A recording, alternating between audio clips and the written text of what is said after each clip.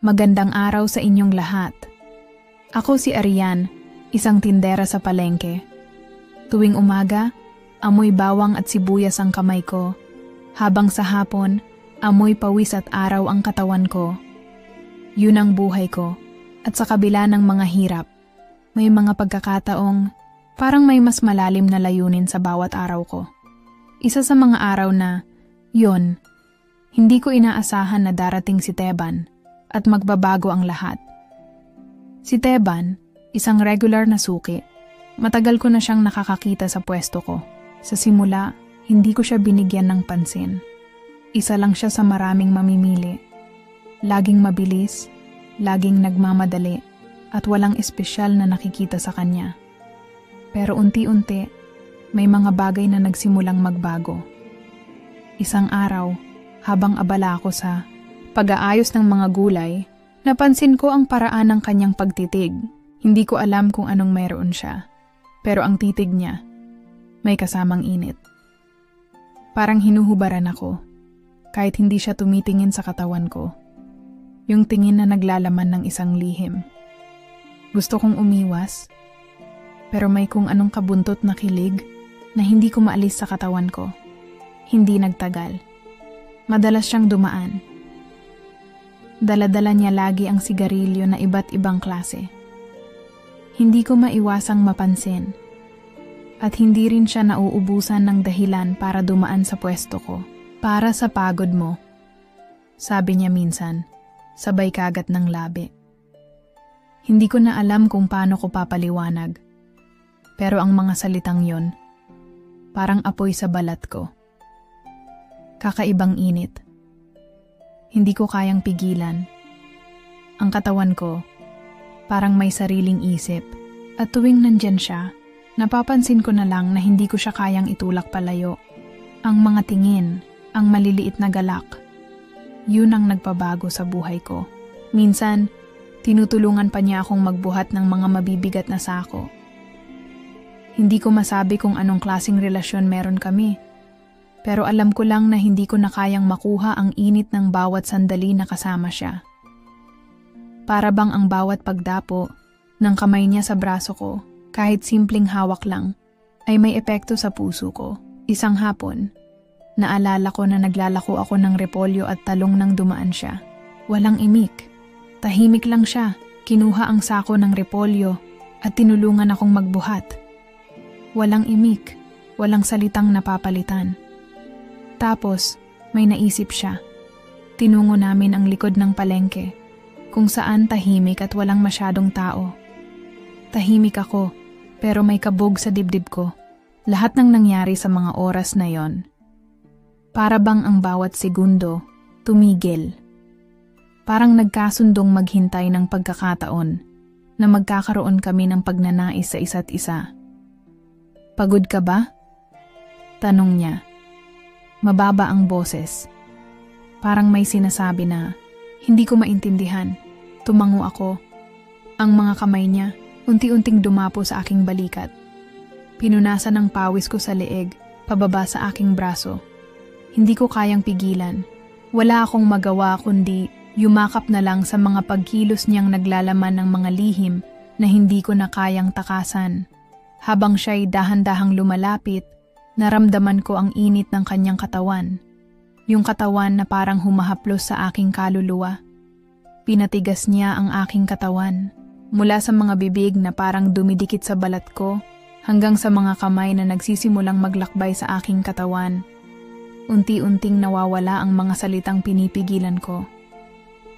Hindi ko na kayang kontrahin ang katawan ko. Wala nang mga tanong. Wala nang mga sagot. Hanggang sa umabot kami sa mga kahon ng talong at repolyo. At doon, sa gitna ng mga gulay, nangyari ang lahat. Hanggang sa hindi ko na siya nakita. Wala na siyang dumaan at wala na rin akong narinig mula sa kanya. 1 linggo, 2 linggo, walang Teban. Hanggang sa isang araw, may lumapit na babae sa pwesto ko. Isa siyang maputing babae, naka-shades, at may hawak na phone. Ipinakita niya ang litrato ni Teban. Siya, suki ko yan, sabi ko. Nang hindi ko pa alam kung ano ang mga susunod na mangyayari, ngumiti siya. Pero yung ngiti niya, hindi ko maintindihan. Parang may kasamang pahiwatig na hindi ko alam. Asawa, kusya, bulong niya, at doon nagbago ang lahat. At buntis ako. Gusto mo, ikaw ang ninang? Doon sa mga salitang yon, natapos ang lahat ng mga pangarap ko. May mga bagay na hindi ko kayang kalimutan. Na hindi ko akalain na ako pala ang iwan.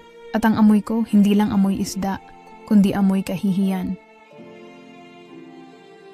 Isang hapon, habang abala ang lahat sa pagbebenta at ang init ng araw ay tila sumisil sa balat ko, si Teban ay muling dumaan.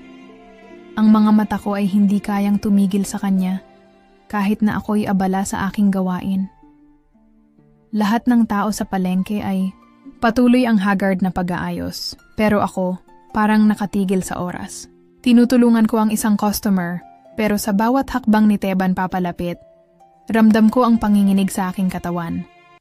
Ma'am, may tulong ba? Tanong niya, habang hawak-hawak ang isang sako ng bigas. Wala na akong magawa kundi sumunod, at habang tinutulungan niya akong magbuhat ng mabibigat na gamit, ang kanyang kamay ay hindi maiwasang dumampi sa aking katawan. Ang bawat galaw ng kanyang mga kamay ay tila nagpapadala ng kuryente sa aking katawan, at ang mga mata ko ay hindi kayang magpanggap na wala akong nararamdaman. Ang init ng araw at ang init ng katawan namin na magkasama sa trabaho ay isang halo na hindi ko na kayang balewalain. Sa tuwing magbubuhat kami ng mga sako o mag-aayos ng mga gulay, ang mga palad namin ay nagkakalapit. At sa bawat pagdapo ng aming mga balat, may mga kilig na tila hindi ko kayang itago. Minsan, habang nagtutulungan kami, napansin ko na ang mga tingin ni Teban ay hindi na tulad ng dati. Ang kanyang mga mata ay tila naglalaman ng isang lihim na hindi ko maintindihan. Alam mo, Teban, nagsimula ako, habang ang mga kamay ko ay kumakapit sa mga sako ng gulay. Tuwing nandyan ka, hindi ko alam kung anong nararamdaman ko. Hindi ko na kayang itago pa. Ang boses ko ay nanginginig, at sa bawat salita, ang pusong sabog na sabog ang nararamdaman ko. Ang mga mata niya ay matalim, at hindi ko kayang magpanggap na hindi ko nakikita kung paanong ang mga labi niyang nagkukunwaring hindi nagbabago ng ekspresyon. Tumango siya, pero ang ngiti niya ay tila malalim.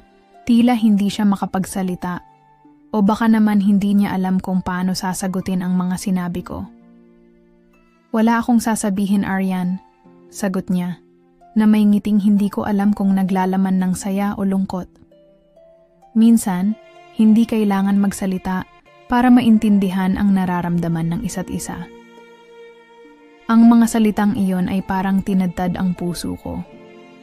Hindi ko alam kung maghihintay pa ba ako ng mas malinaw na sagot o kung babawiin ko na lang ang mga sinabi ko. Ang init ng katawan ko, lalo na't magkalapit kami, ay nagpalala ng mga tanong sa aking isipan. Lahat ng nararamdaman ko ay tila hindi na matutumbasan ng mga simpleng sagot. Hindi ko na kayang pigilan pa ang nararamdaman ko. Teban, hindi ko na kayang maghintay. Ang init ng katawan ko kapag nandyan ka. Wala na akong magagawa kundi ipagtapat.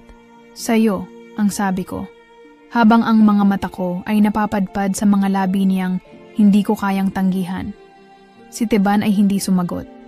Tanging ang kanyang titig ang sumagot sa mga tanong ko.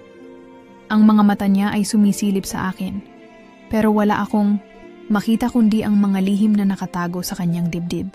Hindi ko alam kung tinatanggap ba niya ang nararamdaman ko, o kung nagpapanggap lang siya na walang nangyayari. Naramdaman ko na lang ang kanyang mga kamay na humaplos sa aking leeg, at ang init ng kanyang katawan ay parang nagpatindi ng apoy sa aking puso. Hindi ko na kayang magpigil pa, at sa gitna ng lahat ng ito, nalaman ko na lang na hinawakan ko siya, at ang aming mga labi ay nagtagpo sa isang dahan-dahang halik. Wala nang mga salita, wala nang tanong. Ang mga mata ko ay nakapikit, at ang Bawat pagdapo ng mga labi niya sa akin ay nagpapalakas sa aking puso.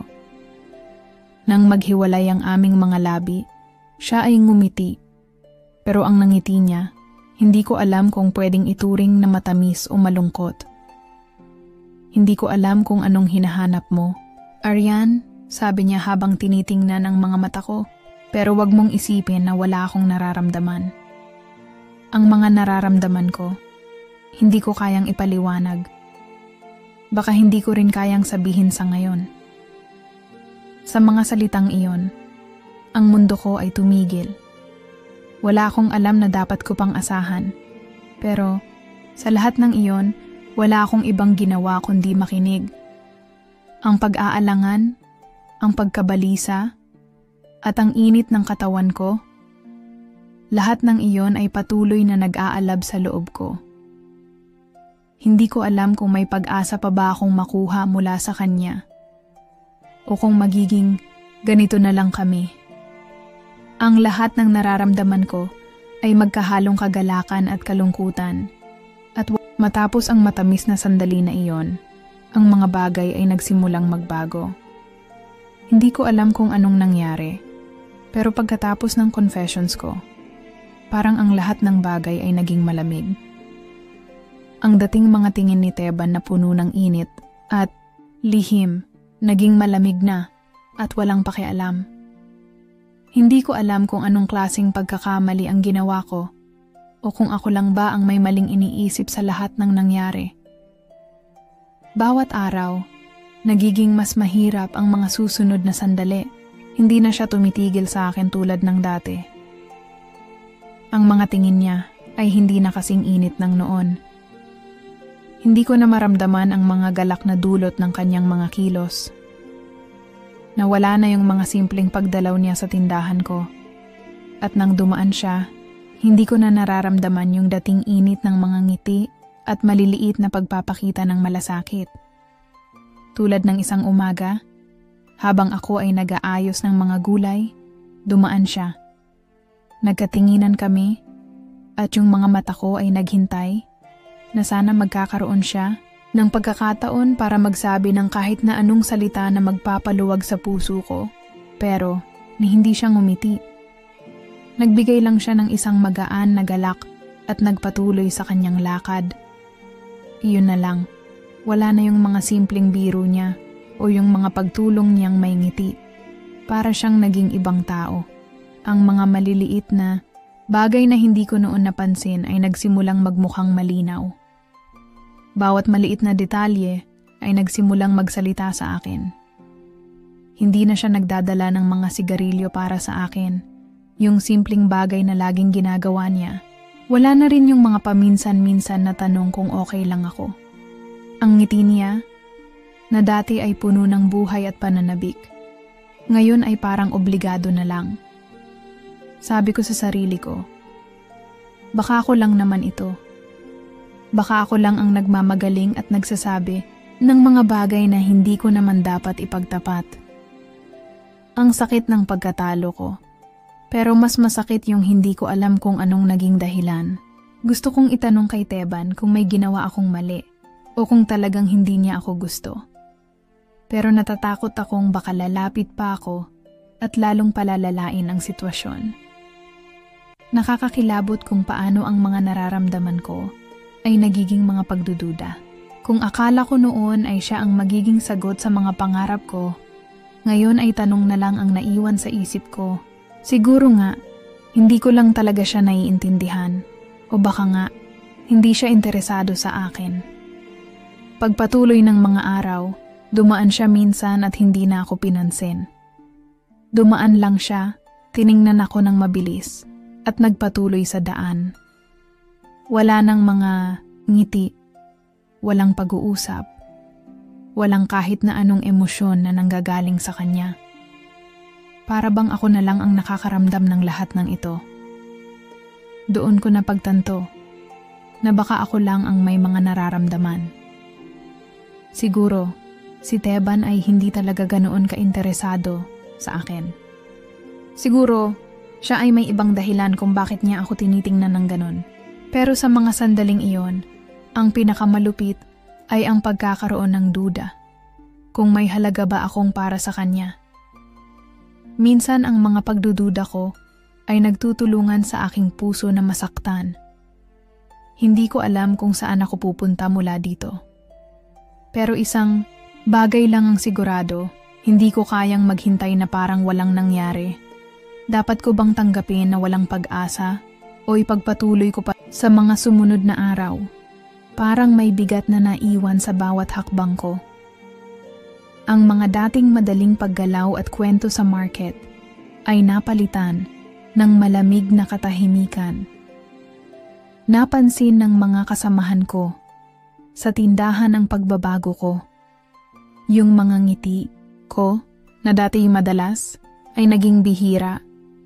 Yung mga mata ko na dati puno ng sigla, ngayoy puno ng tanong. At siya, si Teban, naging malayo na bawat pagkakataon na nagkakasalubong kami. May init pa ring namutawi, pero hindi ko na kayang magpanggap. Parang may pader sa pagitan namin, na wala akong alam kung paano itawid. Ang hirap. Parang araw-araw, ako lang ang nararamdaman na may karga ng lahat ng emosyon na hindi ko kayang ilabas. Parang ako lang ang nag-iisa na walang ibang makakaalam ng nararamdaman ko. Kung minsan, iniisip ko na baka lahat ng ito ay kasalanan ko. Baka nga nagbigay ako ng maling signal kay Teban. Baka nga niloko ko lang ang sarili ko. Lahat ng mga tanong ko sa sarili ko ay nagsimulang magdagdag ng sakit sa dibdib ko. Tulad ng isang araw na yon, nang hindi ko inaasahan, dumating ang isang babae sa stall ko. Eleganteng-elegante siya. Ang kanyang katawan ay puno ng tiwala at may dala-dalang tahimik na aura na parang siya ay isang taong hindi sanay sa kaguluhan. Tumayo siya sa harap ko at ang mga mata niya ay matalim na nagmamasid sa akin. Hindi ko alam kung anong gusto niyang mangyari, pero nang magsalita siya, nag-iba ang lahat.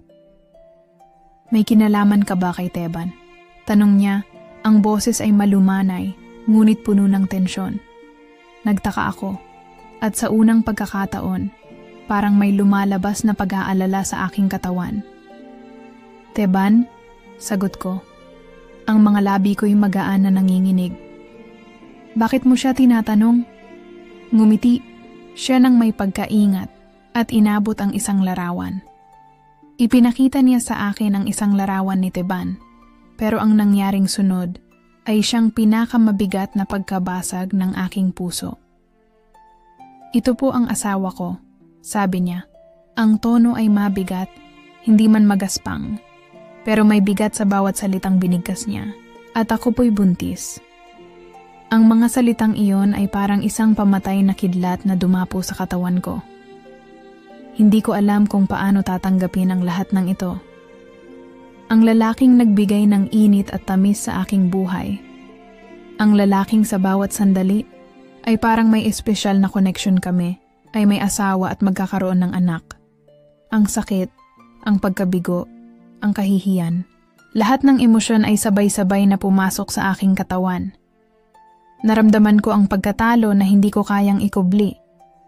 Naisip ko, baka nga ako lang ang tanga. Baka ako lang ang nagpanggap na may pag-asa. Habang si Teban pala ay may buhay na hindi ko alam, ang mga mata ko ay nagsimulang magbasa ng luha pero pinilit ko itong pigilan. Ayoko nang makitang mahulog ang mga luha ko sa harap ng babaeng iyon, na sa kabila ng sakit na nararamdaman ko, ay patuloy pa ring nagpapanatili ng kanyang dignidad. Wala na akong masasabi, sabi ko sa kanya. Ang boses ko'y mahina at puno ng pagkatalo. Salamat. Ngumiti siya ng kaunti, ngunit wala nang ibang salita ang lumabas mula sa kanya. Tumalikod siya at naglakad papalayo. Iniwan akong nakatayo, nag-iisa, at walang alam kung anong gagawin. Doon ko lang natutunan na ang sakit pala ay may malalim na ugat. Ang mga desisyong gawa ng puso ay may kasamang mga pasakit na hindi mo akalain. Paano ako magpapatuloy ngayon? Paano ko haharapin ang mga araw na parang nawalan ako ng lahat ng direksyon? puno ng sakit, puno ng pagkalito. Pero sa huli, ako pa rin ang naiwan upang magdasal na sana. Sa kabila ng lahat ng ito, may matutunan akong aral sa mga nasaktan kong. Lumipas ang mga araw at naramdaman ko na parang unti-unti akong nawawala sa sarili ko. Ang sakit ng pagkatalo, ang bigat ng mga pangarap na nawasak, ay patuloy na bumabalot sa akin. Tinutok ko ang mga mata ko sa mga ginagawa ko araw-araw. Pero wala akong makita kundi ang mga alaala ni Teban na bumabalik sa aking isipan.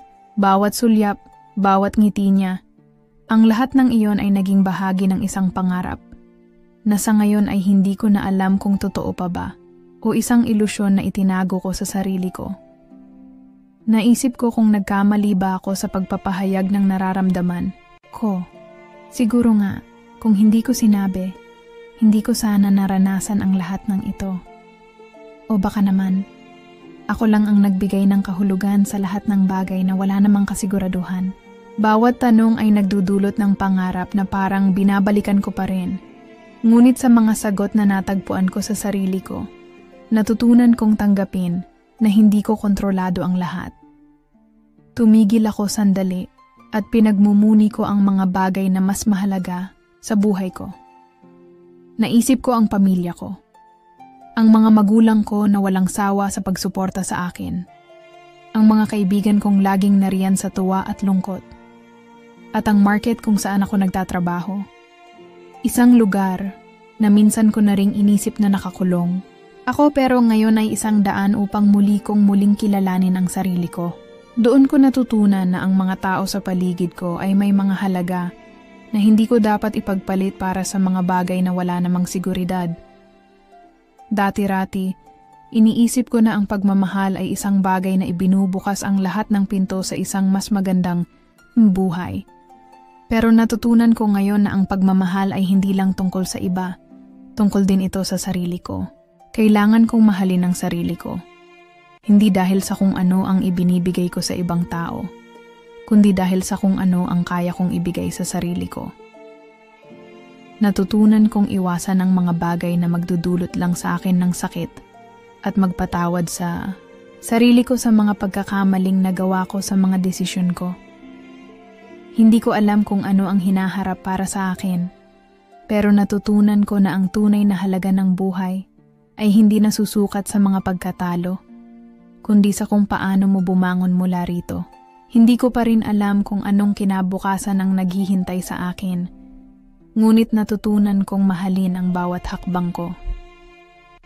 Lahat ng pagkatalo ay isang pagkakataon upang maging mas malakas, mas matatag. Ang mga pagkakamali ko ay hindi nagtatapos sa isang simula, kundi nagsisilbing daan para sa mas maganda at mas maliwanag na bukas. Habang pinagmumuni ko ang lahat ng ito, nakita ko ang mga bagay na matagal ko nang kinalimutan. Puno na ngayon ang puso ko ng pasasalamat para sa mga tao sa paligid ko. At siguro, sa mga susunod na araw, matututunan kong tanggapin na ang bawat karanasan, mabuti man o masama, ay bahagi minsan sa kalagitnaan ng paghilom ng aking sugatang puso. May mga bagay na hindi ko pa rin maiiwasang magtanong. Tumagal pa ng ilang linggo bago ko nalaman ang lahat ng ito, at nang matuklasan ko, halos matumbang ako sa mga sumunod na impormasyon. Si Teban, na akala ko ay may sariling mundo ng lihim at hindi ko kayang abutin, ay may mga bagay palang tinatagong hindi ko naisip.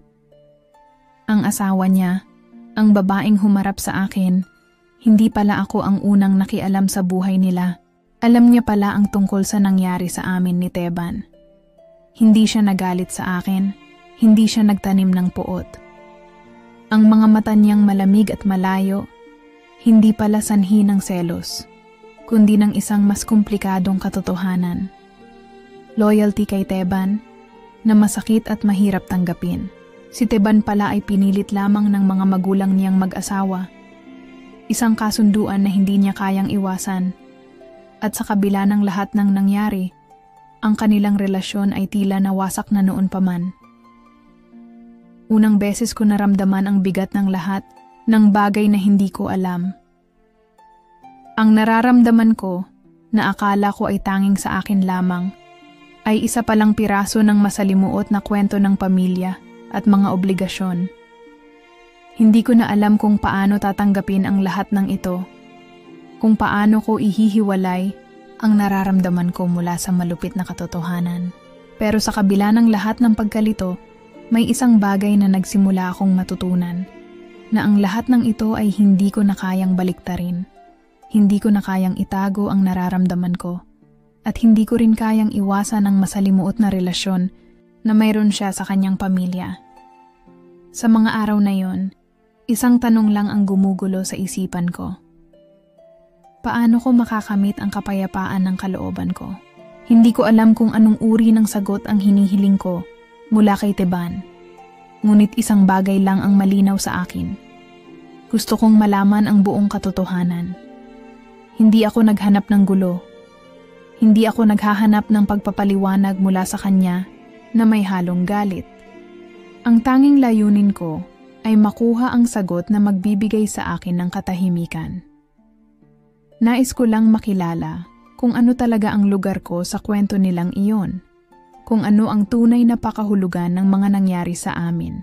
Hindi ko na kayang magpatuloy nang hindi alam kung saan ako nakatayo, kung ano ang halaga ko sa mata ni Teban. Kaya't ipinagpasya kong makipagkita sa kanya, isang huling pagkakataon upang makuha ang kasagutan na matagal ko nang hinahanap. Gusto ko lang na matapos ang pag-aalimpuyo sa aking dibdib, na maramdaman ang katiyakan na hindi na ako maghihirap pa.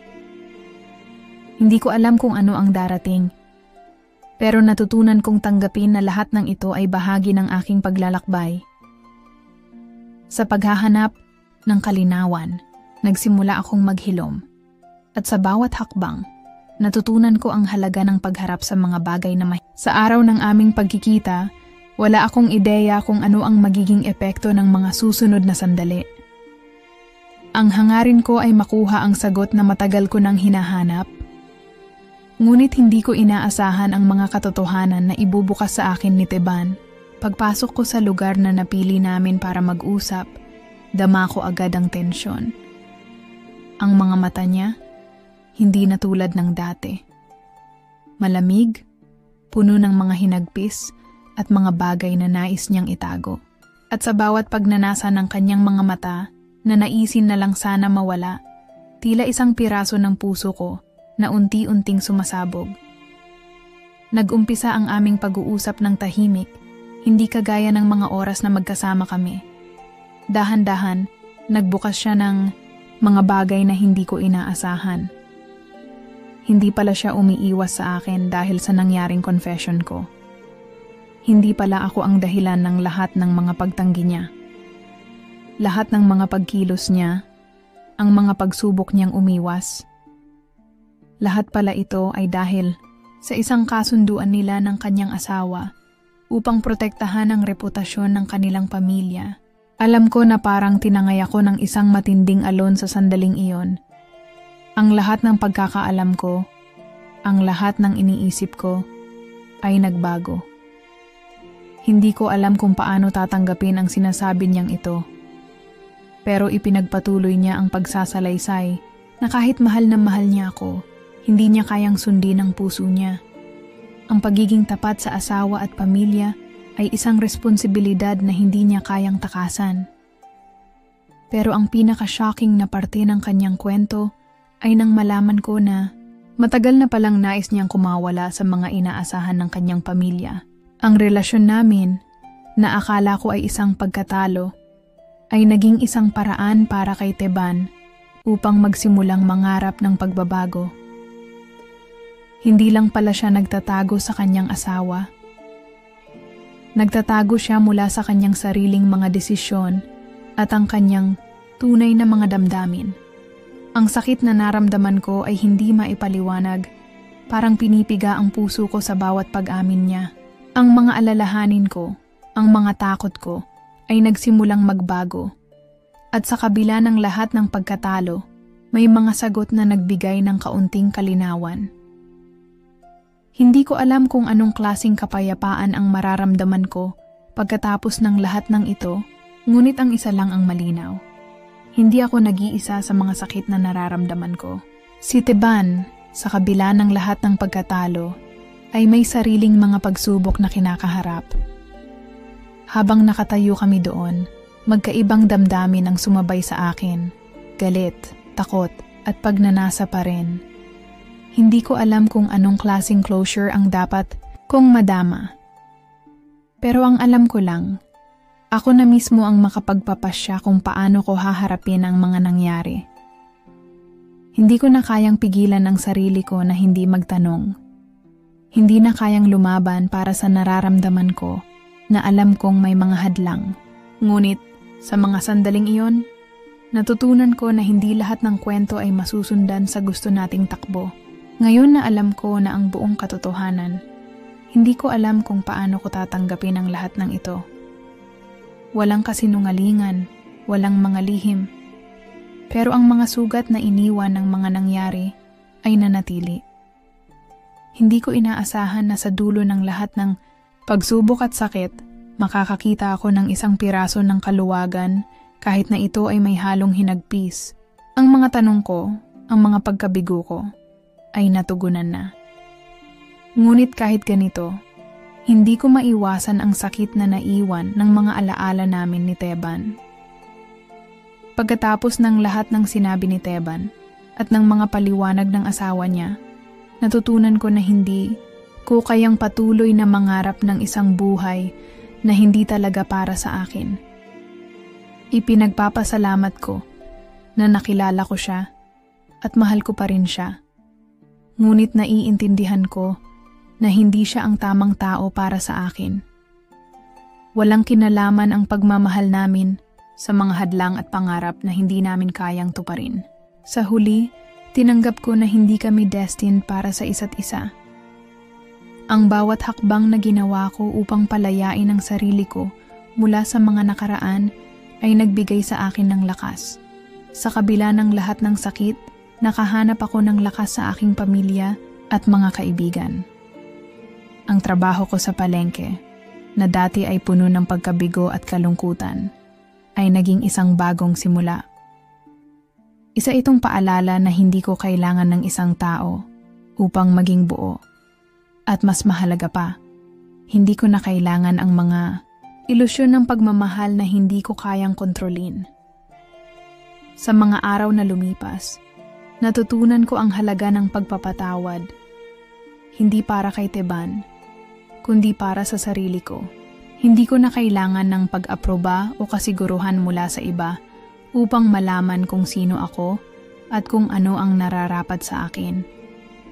Pinili kong magpatuloy at magsimula ng bagong buhay na hindi nakadepende sa sinuman, kundi sa mga pagkakataon na dadating. Maaaring wala ng Teban sa aking buhay, pero may iba pang mas magagandang pagkakataon na naghihintay sa akin. Bilog ang buhay at sa kabila ng mga sugat at pasakit, natutunan kong itaguyod ang sarili ko. Ang mga pagkatalo ko ay nagbigay sa akin ng lakas at natutunan kong lumaban para sa sarili ko. Hindi ko alam kung ano ang darating, kung may bagong pag-ibig, o kung magiging mag-isa na lang ako. Pero ang tanging sigurado ako ngayon ay ang pagkakaroon ng mas matibay na pananaw sa sarili ko. Bukas ang aking puso sa kung ano man ang darating at handa akong yakapin ang bawat posibilidad. Mga kasirin, maraming salamat sa pagtangkilik at pakikinig sa ating kwento ngayon. Sana'y may napulot kayong aral sa mga karanasan ni Arian. Laging tandaan, anuman ang pinagdadaanan, may pag-asa at bagong simula. Magandang gabi at hanggang sa muli.